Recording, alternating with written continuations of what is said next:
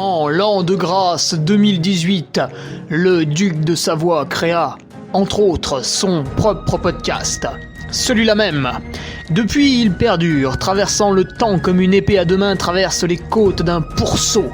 Car, fatigué d'entendre la même soupe servie, encore et encore par de vils faquins sur de fades et disgracieuses vidéos YouTube, il dut innover.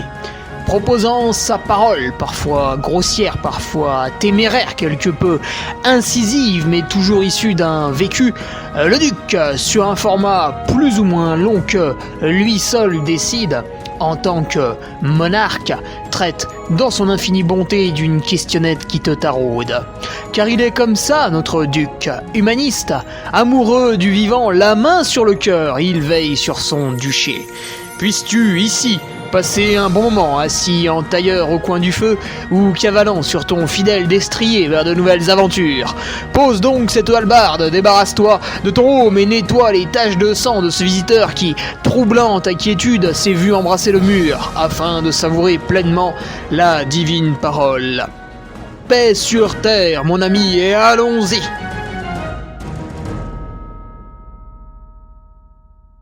Et bonjour tout le monde. On se retrouve pour le podcast numéro 232. Quelle allure de course choisir sur ces profils de débiles? Voilà, cette question nous a été proposée par Julien Guille. Alors j'ai rajouté moi-même le mot débile pour faire le buzz.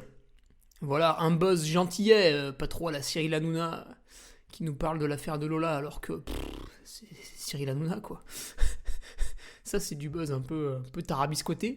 Non, là, du buzz, du vrai, tu vois, tranquille, gentil, qui fait rigoler.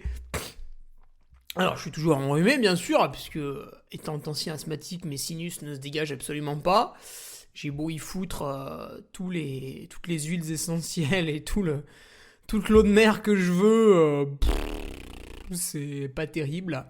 Mais on va y aller quand même pour le podcast avec cette petite voix nauséeuse, nauséabonde du fait des miasmes dans mes trompes de... Non, c'est pas ça. Alors, tout d'abord, remerciements aux quelques nouveaux patriotes avec pas mal de retours. Le retour d'Adrien Pavie, le retour de Florence Ève, le retour de Stéphane Pi. Voilà, on ne peut plus... Passé de moi, on n'en dort plus la nuit et comme la brebis égarée revient auprès du berger, auprès de son troupeau, le patriote égaré revient lui aussi après quelques semaines, quelques mois d'errance auprès de son gourou, de son guide, du gardien de la secte et quelques nouveaux qui adhèrent à cette secte, Nicolas Méret, Julien Ducreux, Édouard Stavo, qui avait fait un joli travail du Sancy, tiens. Funky Wok Pablo, Charles-André Poète, John Gallo, c'est en retour, John, si je ne me trompe pas, John croisé ce dimanche sur la course alors qu'il effectuait une petite sortie longue du côté du relais du chat. Il a croisé El Duke en perdition à ce niveau-là, là, dans cette montée particulièrement difficile. Et Théotime de Cobec. Voilà pour les petits nouveaux. Alors ceux qui connaissent pas, vous arrivez vraiment au bon moment parce que j'ai fait une revue de presse. Je me suis, franchement, je me suis mesuré. Elle fait que 12 pages. Donc le lundi, si tu veux, le soir, tu reçois dans ta boîte mail un petit mail. Ah, qu'est-ce que c'est que ça? Oh, mais qui voilà-je? Eh ben, coucou, c'est la revue de presse et elle faisait 12 pages. Voilà, 12 pages pour savoir ce qui s'est passé en trail running sur le week-end. Alors, il y a eu plein de trucs. Il y a eu la course d'orientation de la Réunion tant attendue. Il y a eu le festival des Templiers avec l'athlète américain qu'on adule. Et puis il y a eu la Transvulcania by UTMB avec Peter Engdahl, Peter Tout-Puissant. Peter, voilà, c'est le même prénom que le gars dans Superman. Non, Spider-Man. Est-ce une coïncidence? Je ne pense pas. Et puis, plus doucement, quelques petits trails locaux que je suis quand même arrivé à placer.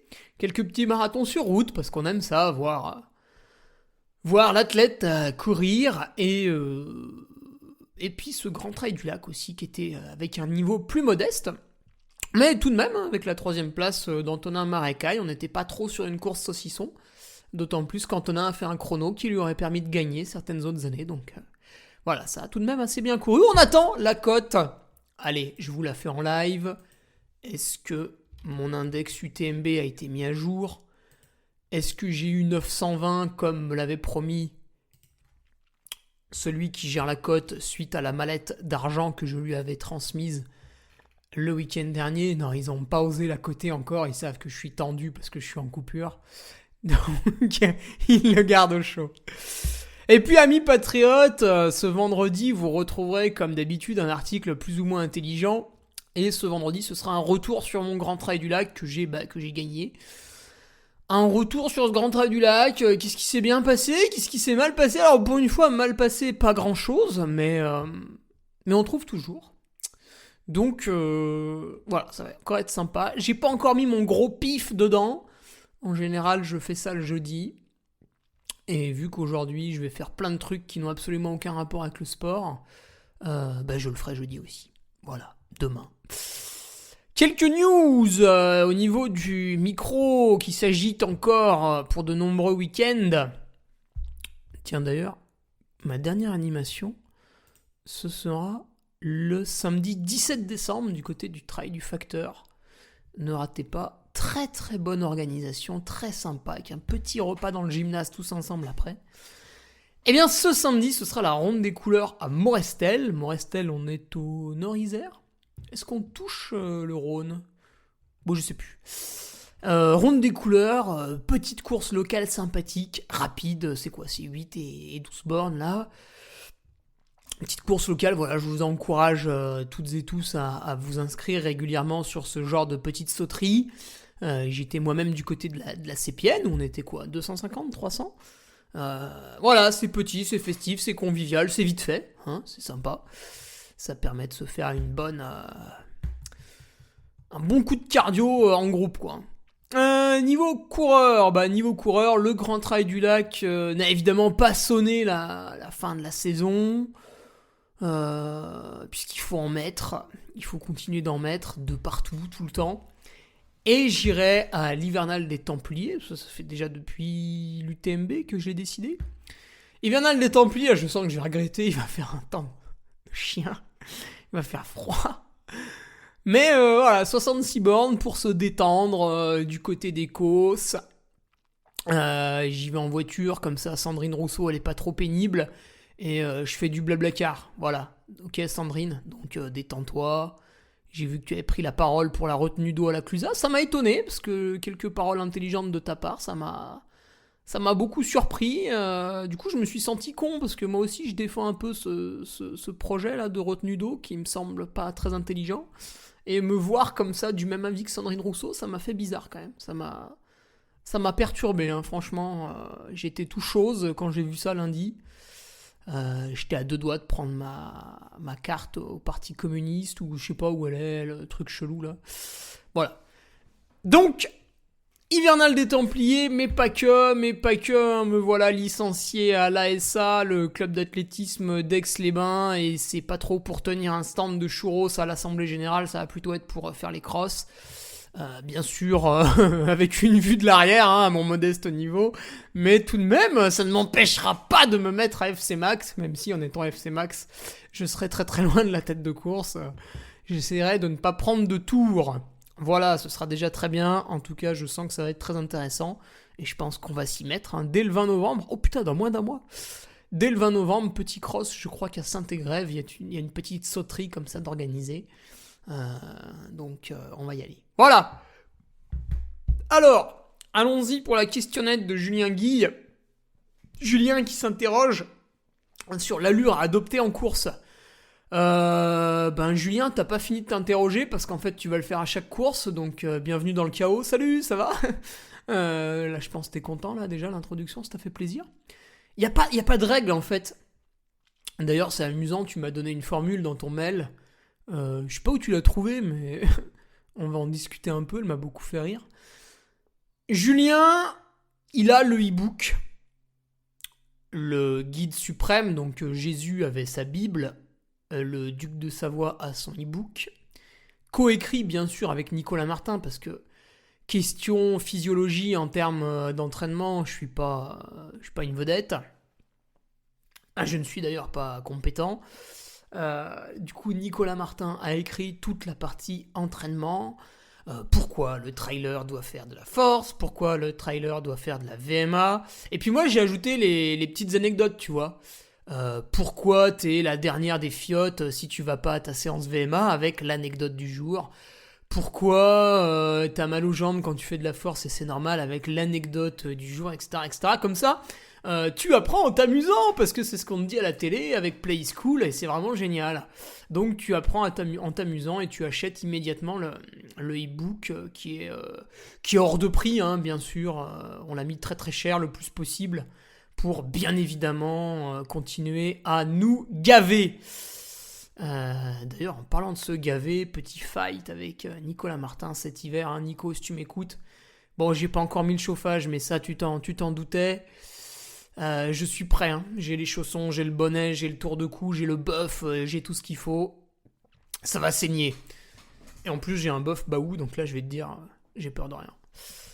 Ouais, Julien, il a le e-book, voilà, il aime bien s'intéresser à l'entraînement, pourquoi on fait ci, pourquoi on fait ça. Et son problème pour l'instant, c'est que quand il participe à une compétition, il sait pas s'il part trop vite, s'il part trop doucement. Au milieu de la course, il sait pas s'il doit ralentir, s'il doit accélérer, etc., etc. Alors, déjà, Julien, je pense que t'as un pacing qui est pas trop mauvais. Parce qu'en fait, moi, dans mes débuts en course à pied, je partais globalement à fond avec la tête de course. Et au bout d'une heure, 2 heures, 3 heures, etc., je me disais « Ah putain, ça va pas !» Et j'éprouvais le besoin de ralentir, et à aucun moment je me demandais si j'allais accélérer, tu vois. Donc j'avais une gestion qui était, on peut le dire, un peu catastrophique. Malgré que j'étais aux yeux de beaucoup un zélite, donc une race au-dessus de la vôtre, hein, c'est la race du zélite, puisque on n'a pas le droit de parler de race dans la population générale, mais en trail on peut, on a défini comme ça la race des élites, c'est des gens qui sont au-dessus de vous, vous pouvez uniquement les regarder à genoux, d'en bas, en suppliant pour qu'il y en ait bien un qui veuille de temps à autre vous faire un petit sourire, en considérant que vous existiez un petit peu, quoi. Et c'est aussi pour ça que je dis souvent, voilà, le zélite, toute force physique qu'il a, parce que le zélite a beaucoup de force physique, peut être aussi un idiot, en fait. Et je dis pas ça parce que je connais des idiots, enfin j'en connais, mais je dis ça parce que je l'ai été, et j'arrive, par exemple, à l'UTMB, et non seulement je l'ai fait 2 fois de suite, mais j'ai fait cette connerie de partir trop vite, tu vois, plutôt à l'avant de la course. Effectivement, hein, pendant 1 heure ou 2, c'est facile, hein. Moi, si tu me dis Hugo, tu passes en tête à Saint-Gervais, y a pas de problème, hein. Jim, je le démonte, et je sais pas quoi, que c'est quand même assez sportif. Bon, admettons, je vais y arriver, mais après, à aucun moment, j'arrive à Courmayeur, quoi. Encore moins à l'arrivée. Donc ouais, j'étais pas très bon, tu vois, sur ce pacing, et du coup, moi, je me posais pas la question, je me disais pas, est-ce que je dois ralentir, est-ce que je dois accélérer, parce qu'en fait, je ne pouvais que ralentir. Donc je pense, Julien, que t'es déjà dans une certaine mesure, une certaine justesse. Alors après, peut-être, attention, peut-être que justement, tu te caresses trop. Peut-être que tu te caresses un petit peu trop, t'es trop dans ton confort, et pas assez dans la compétition. Parce que la compétition, en fait, c'est quand même se dire au bout d'un moment, putain, j'en ai marre, ça me fait chier, putain, c'est dur. Voilà, ça, là, vous êtes dans un bel état d'esprit de compétition. Du coup, Julien, ce qu'il me dit, c'est voilà, moi je suis un peu plus dans la team débutant, et je me dis que peut-être quand je serai... alors pas un zélite, hein, parce que je rappelle, on est zélite, en aucun cas vous pouvez le devenir, vous n'en avez pas le droit. C'est une aristocratie. Il me dit voilà, quand je serai un petit peu meilleur, moi ce que je me dis, c'est que peut-être je pourrais me fier à mes sensations. Et là Julien, la sensation... Oui, mais non. En fait, oui, un petit peu, mais pas trop quand même. Parce que la sensation, si t'écoutes que elle, au début, elle sera bonne. La sensation. La sensation, elle va être bonne au début de ta course, parce que si tu viens à la course, normalement, c'est que tu t'es entraîné pour elle. Je parle d'une course objectif, pas le trail saucisson du coin que t'as décidé en début de semaine parce que c'est pas loin de chez toi, c'est sympa, il y a bonne ambiance, allez on va courir là-bas. Non, la vraie course objective, voilà, le gars qui se prépare pour le trail du Ventoux, le gars qui se prépare pour n'importe quel autre trail, mais pour le marathon du Mont Blanc, je pense que vous avez tous vu que ça coûtait suffisamment cher comme ça, donc on se prépare un peu rigoureusement pour faire une belle course. L'UTMB, les courses de l'UTMB, une belle classique de fin d'année, les Templiers, voilà, du truc un peu marquant, où il y a du monde, où c'est peut-être pas facile d'avoir son dossard, etc. C'est toujours un peu la course objectif, on a envie de bien faire, donc on se prépare pour. Et quand tu fais ça, en général, si tu calibres plutôt pas mal ton entraînement, et là, je te renvoie au e-book, achète-le, c'est important, achète-le même plusieurs fois, tu vois. Moi, je serais toi, je l'achèterais 10 fois pour être sûr d'être bien conscient quand je le lirai. Tu vas avoir de la fraîcheur, en fait, parce que tu auras augmenté ton niveau physique, pas forcément grâce à l'entraînement, mais grâce au repos qui en a découlé derrière. Donc tu auras passé des belles séances, dures, derrière tu auras bien récupéré, tu les auras bien assimilées, donc ton niveau physique aura augmenté, et puis tu auras fait une petite phase d'affûtage, de repos avant la course, avec beaucoup moins d'entraînement que d'habitude, etc. etc. Donc tu seras tout feu tout flamme, quoi. Hein. C'est comme un chien, tu le promènes avec la laisse, il tire, d'un coup tu lâches la laisse et PAM, le chien part. C'est un peu pareil avec le trailer. Toute la semaine, tu tiens la laisse, hein, le gars se retient de faire du seuil, de la VMA, d'en mettre de partout. Et puis le dimanche matin, sur la ligne de départ, d'un coup, le speaker le libère, et là, c'est parti. Le trailer se place immédiatement seuil haut, voire allure VMA. Et comme il est tout frais, en fait, il le sent pas, sa sensation est mauvaise. Donc sur le début de course, moi, je prônerais quand même le cardio, et puis l'allure si vous avez la chance, je sais pas si c'est une chance, de participer à une course comme le Grand Trail du Lac qui offre de nombreux kilomètres de plat sur la route au début. Voilà, il y a 11 km de plat sur la route au début du Grand Trail du Lac. Moi, je me suis calé à 15 km/h de moyenne. Et ça va pas broncher. Et effectivement, on est passé au kilomètre 10 en 40 minutes. Voilà. Comme ça, moi, je sais que 15 km/h, c'est une allure, je peux la tenir 2-3 heures. Je l'ai déjà fait l'entraînement, ça me pose pas de soucis particuliers, hormis que ça me casse un peu ça me gonfle, quoi. Donc, cette allure, pour moi, n'est pas excessive et reste un tant soit peu sportive en adéquation avec mon objectif de compétiteur sur cette course. Donc, c'est un bon compromis. Et là où je te dis que la sensation est mauvaise, c'est qu'en 2020, j'avais effectué cette première partie non pas à 15 mais à 16,5 et j'avais exactement la même sensation de facilité. Problème, c'est que je me suis entamé et après quand je suis arrivé dans les chemins, dans le single track, j'étais un petit peu émoussé et ça n'allait plus et voilà, j'avais fait une moins bonne course, même si je m'étais quand même pas trop mal accroché, j'avais fait une moins bonne course. Il y avait quand même 15 minutes d'écart sur la ligne d'arrivée, c'est pas rien. C'est pas rien. Du coup, au début de la course, du fait de ce très bon entraînement, de cette fraîcheur, de cette forme physique exceptionnelle, vous allez être capable d'en mettre un petit peu plus que d'habitude. Et du coup, c'est là où il faut se retenir, en fait. Alors après, combien de temps il faut se retenir 1 heure, 2 heures, 3 heures jusqu'à la mi-course, voilà, ça va dépendre un peu de ce qu'on a sous les yeux, parce qu'après ça va dépendre aussi du profil de la course, tu vois. Et pour faire ça, en fait, on peut regarder son allure cardiaque. Alors si la course va être très très longue, et là je pense à un ultra trail, donc on va dire que ça démarre à partir d'une nuit complète dehors, soit un effort de plus de 20 heures. À ce moment-là, on peut se fixer comme objectif de pas trop dépasser le SV1. À la limite, de temps à autre, on met un pied dans la zone SV2, mais ça reste un petit peu dangereux, donc on va pas trop le faire. Et du coup, au départ, on va faire très attention à ça. Après, si vous voulez faire du SV2 à 15 bornes de l'arrivée, parce que vous êtes encore frais, vous pouvez y aller. Qu'est-ce qu'on a d'autre ? Ouais, ces zones, si tu veux, elles sont déterminées via un petit test d'effort en laboratoire, c'est assez simple. Vous courez bêtement sur un tapis avec un masque, des tubes de partout, une ceinture cardio, Et à un moment donné, je sais plus ce que c'était les courbes là, il faudrait que je retrouve le papier. Une courbe en croise une autre. Allez, j'essaye de vous le retrouver en même temps. Une courbe en croise une autre et là, bam, c'est le SV2. Seuil ventilatoire numéro 2. Ça c'est assez facile à interpréter. Après le SV1 est un peu plus... voilà, c'est pas la tête du client, mais... il est où ce test à l'effort là? C'est pas la tête du client, mais néanmoins... putain, mais je l'ai mis où? Pas possible ça. Néanmoins c'est... Ah, il est là. Il est là, voilà. Test sur tapis roulant. Est-ce que j'ai ma petite courbe? Ah, voilà, je vais pouvoir vous dire ce que c'est. C'est votre VO2... Ah, oui, ouais, qu'est-ce que c'est que ça? Oui, votre VO2 max. Donc, en fait, plus... Non, attends. Équivalent VO2. VE sur VO2. Ouais, bon, je sais plus ce que c'est. Et... équivalent VCO2, donc VE sur VCO2. C'est quoi VE? Est-ce que c'est marqué dans le document? Bon, je sais plus.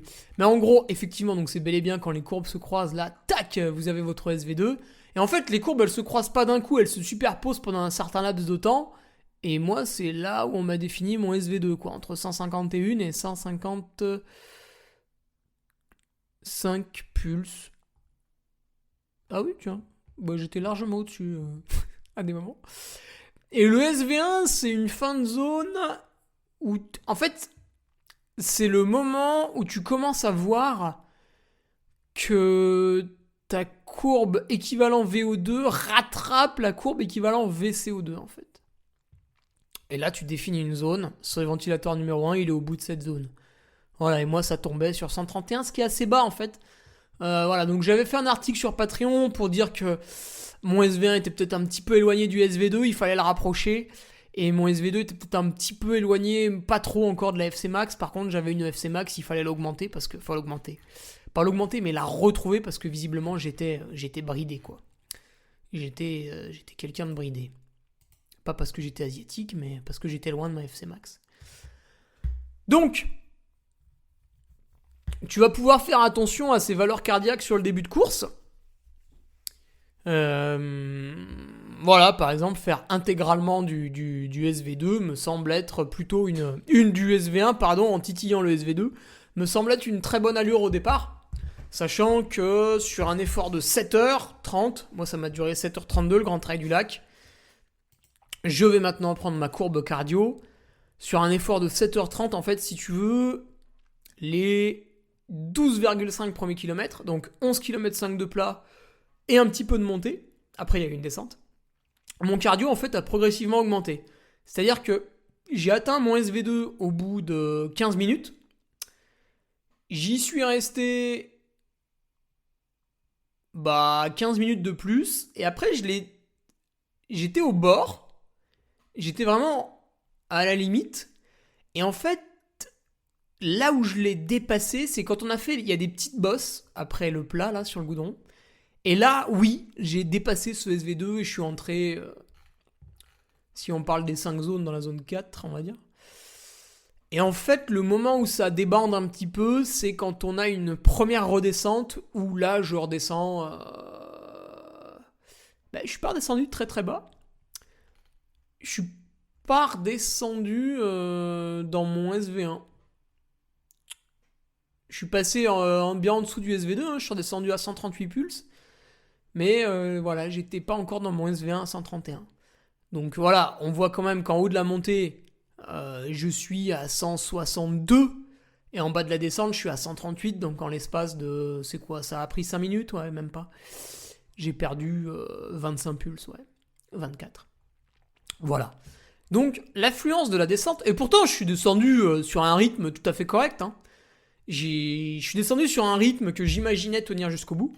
Et tu vois, rien que le fait de descendre, en fait, là, musculairement, tu vas taper dedans, parce qu'il y a une casse énorme, mais le cardio, lui, redescend.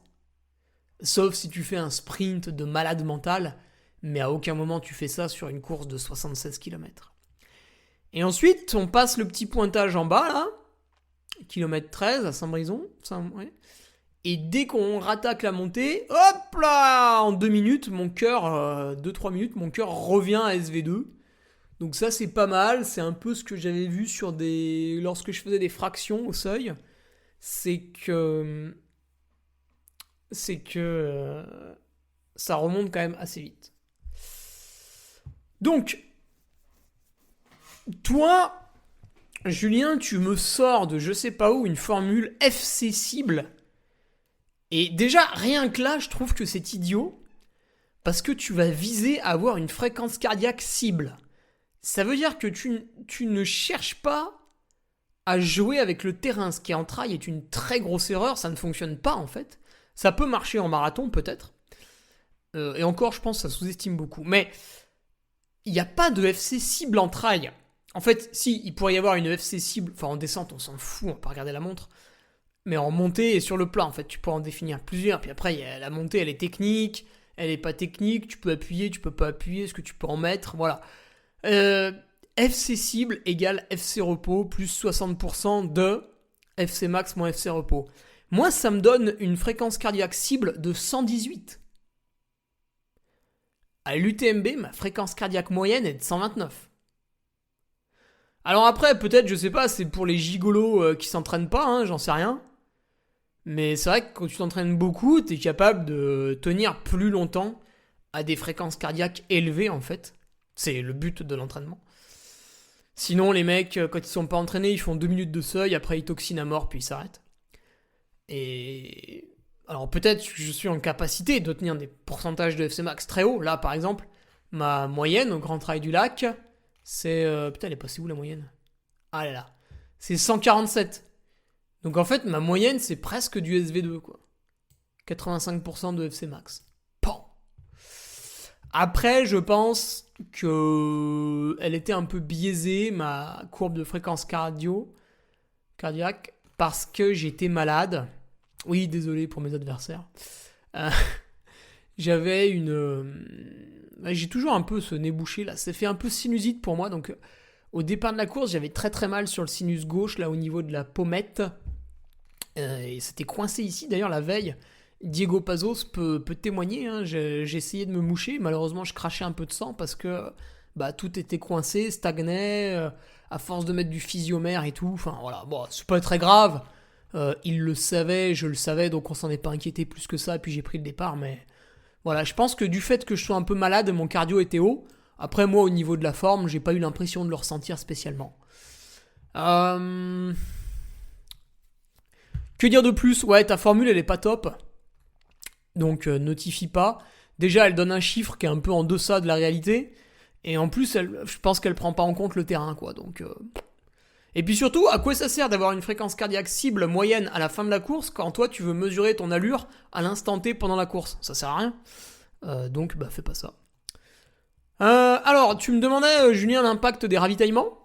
C'est intéressant parce que là, tu vois, je viens de te parler de l'impact de la descente. Et au bout d'une heure... qu'est-ce que c'est que ce bordel là ? Ah, il y a eu une très longue descente là, oui, c'est vrai. Enfin, une très longue descente, elle a duré 8 minutes. Et là, je suis descendu très très bas malgré que la descente soit roulante. Elle s'effectuait sur piste forestière. Puis surtout, au niveau de l'allure... Ouais, j'étais quasiment à 15. Ouais, je suis pas descendu très très vite sur cette piste. Bref. Donc au bout d'une heure 51, le ravito intervient. Tiens, il est où là ? Est-ce qu'on le voit bien sur la courbe ? Alors c'est amusant. Ah oui, c'est vrai qu'il y avait une redescente avant. Là, on remonte. Voilà, 1h51. Donc, juste avant le ravito, on a une petite bosse. Je remonte à 157 pulsations. Et au niveau du ravitaillement, je me suis arrêté 2 minutes, je pense. Peut-être même pas. J'ai mangé une compote baou, j'ai bu une demi-bouteille ceinture et je suis reparti. Allez, disons 2 minutes. Et tu vois, je redescends encore une fois 135 pulses. Hein. Sachant qu'au bas de la descente de 8 minutes, j'étais à 133 pulses. Donc finalement, ce qu'on peut voir, c'est que comme on le dit en bourse, j'effectue une sorte de range, un peu comme le CAC 40 depuis... l'invasion de l'Ukraine. En gros, il descend à 5008. Dès qu'il est à 5008, vous achetez. Et paf, il remonte après à 6002, 6003. Tiens, il est à combien ce matin, notre petit CAC, à l'instant où j'enregistre ce podcast? Il bouge pas, tu vois, 6250 par rapport à hier. Donc effectivement, tous ceux qui ont fait des achats à 5800 en badge range, voilà, là ils peuvent peut-être vendre, ou alors miser sur le fait que ça monte un petit peu, mais enfin bon, il faudra quand même un catalyseur. Ça peut être audacieux, bref, ça me dépasse. Donc ouais, moi ce qu'on voit en fait, à chaque fois qu'on effectue une descente prononcée, mon cœur va redescendre jusqu'à quasiment toucher le sommet de SV1. Et à chaque fois qu'on va effectuer une remontée, en fait, mon cœur va monter au sommet de SV2. Voilà pour caricaturer. Et ça va se dérouler tout le long de la course jusqu'à... Alors là, je remonte dans SV2, mais pas tout à fait... Si, au sommet de SV2 encore. Mais je le dépasse pas. Avant, je dépassais vraiment SV2, c'est-à-dire au lieu d'aller à 155, j'allais à 160.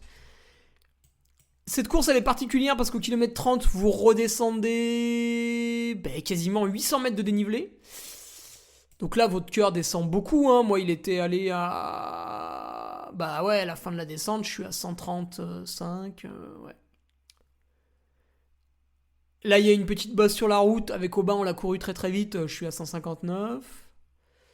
Et après, le plat... Il y a un petit peu de plat pour aller au ravito du kilomètre 36. Et là, sur le plat, on a bien couru. Et tu vois, je suis... En fait, c'est pas vraiment plat. Si, là, c'était plat. Ouais, je suis au bas de SV2 sur le plat. Donc, un petit peu comme au départ de la course. Donc, on peut dire que pour l'instant, il y a une très très bonne gestion parce que je reproduis l'effort du début. On voit encore une fois l'impact du ravitaillement. Avant d'arriver au ravito, j'étais à 152. Au ravito, je descends à 140. Et après, dans la montée, je remonte à SV2. Alors là, pourquoi je sors... Ah oui, il y a une redescente à Chanaz. Et après, ça continue sur le même rythme. À Ontex, c'est là où Aubin saute. C'est parce qu'au sommet de cette montée, en fait, non seulement j'étais déjà à un SV2 toute la montée. J'étais au début de SV2 toute la montée. C'était pas très raide au début. Et puis c'est vraiment quand on arrive à Ontex, où là, il y a un pétard. On se fait 150 de D+, en ligne droite d'un coup. Et là, j'ai tout couru. Je pense que je devais être le seul. Et là, je remonte à 162. Et 162, en fait, c'était... Non, à un moment donné, j'ai été à 165. Mais alors, quand c'était, c'est incapable de vous le dire. C'était au départ, dans la toute première bosse. Ouais, parce que je pense que mon corps a été choqué de faire un effort en boss juste après les 11 bandes de plat. Bref. Et en fait, passer ce ravitaillement d'Ontex, alors ça je le détaillerai plus en détail vendredi dans la revue de presse dans l'article pour les Patriotes, mais c'est après que les soucis ont un peu commencé. J'ai eu mal à un pied, je vous expliquerai pourquoi. Et du coup j'avais du mal à remonter vraiment. Et dans la montée du relais du chat, en fait, je suis pas... Là, on le voit sur la courbe cardio, donc ça, je la mettrai aussi sur l'article de vendredi. En fait, dans la montée du relais du chat, alors certains diront, c'est normal, t'es fatigué parce que t'es allé trop vite au début, mais j'en suis pas tout à fait sûr. Moi, j'ai un autre argument à avancer, argument que j'ai réussi à mettre le doigt dessus avec l'expertise de Thibaut Garivier, qui a ressenti un peu les mêmes choses dans cette montée. Et dans cette montée, tenez-vous bien, je ne suis pas à SV2. Alors qu'avant, je l'étais tout le temps. Donc au bout de 6 heures de course, c'est vrai qu'au bout de 6 heures de course, on est calmé aussi. Mais voilà, il y a d'autres raisons qui ont fait que. Donc, pour te répondre sur l'impact de mes ravitaux, Julien, en fait, il est le même que l'impact des descentes. C'est-à-dire que 2 minutes d'arrêt ou de descente vont me suffire à quitter la zone où je me trouvais. Donc moi, je te parle de cette zone SV2, mais... certains peuvent utiliser comme sur mon Olio, on le voit là, il y a aussi les 5 zones d'entraînement bien connues définies par Fred Grapp, et d'autres aussi, c'est pas le seul bien sûr, tout le monde est plus ou moins d'accord sur le sujet presque. En gros voilà, à partir de 2 minutes d'arrêt au ravito ou de descente, mon cœur sort de la zone, et si le truc dure plus de 10 minutes, il est possible que je sorte même de 2 zones, voilà. Donc j'ai une amplitude cardiaque assez importante. Après, ce qu'on peut voir, c'est que sur chaque montée, c'est là où on fait ses meilleures fréquences cardiaques.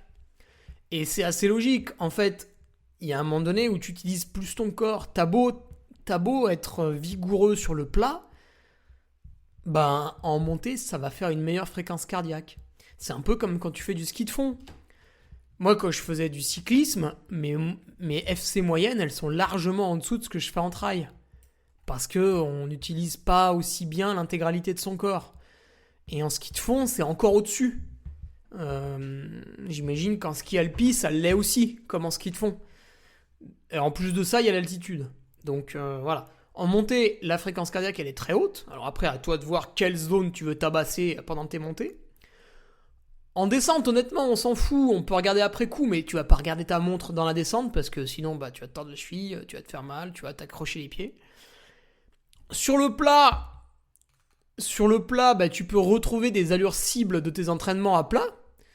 Moi, voilà, 15 de moyenne, 2-3 heures sans souci. Hormis mental, bien sûr. 16,5, je sais que je peux le faire, mais c'est des fractions de 15 minutes, quoi. C'est pas plus, et ça m'entame. Donc sur le plat, il faut que tu définisses une allure plutôt qu'une fréquence cardiaque. Et après, tu vas voir que les deux sont finalement corrélés. Et enfin, je finirai là-dessus. Jusqu'où regarder le cardio. Finalement, à chaque fois que je le regardais pour contrôler en course, j'étais pas tant surpris que ça. Parce qu'effectivement, mes sensations ne sont pas très trompeuses. Hormis au départ. Au départ, j'avais des sensations de facilité. Et vraiment, je pensais pas que mon cardio était si haut. Donc, je ne me serais pas muselé en regardant le cardio au départ. Je serais allé beaucoup plus vite, je pense. Après, il y a aussi des trucs, Julien. Il faut que tu essayes de mettre des temps de passage dans ta course. Ça, quand tu y vas pour la première fois, c'est forcément difficile. Mais quand tu retournes sur une épreuve année après année ou juste une deuxième fois, tu peux déjà le faire beaucoup mieux avec ton cas à toi. Après, tu peux aussi trouver des potes qui ont fait la course et que tu connais bien. Donc le cardio, bien sûr, il faut le regarder un petit peu.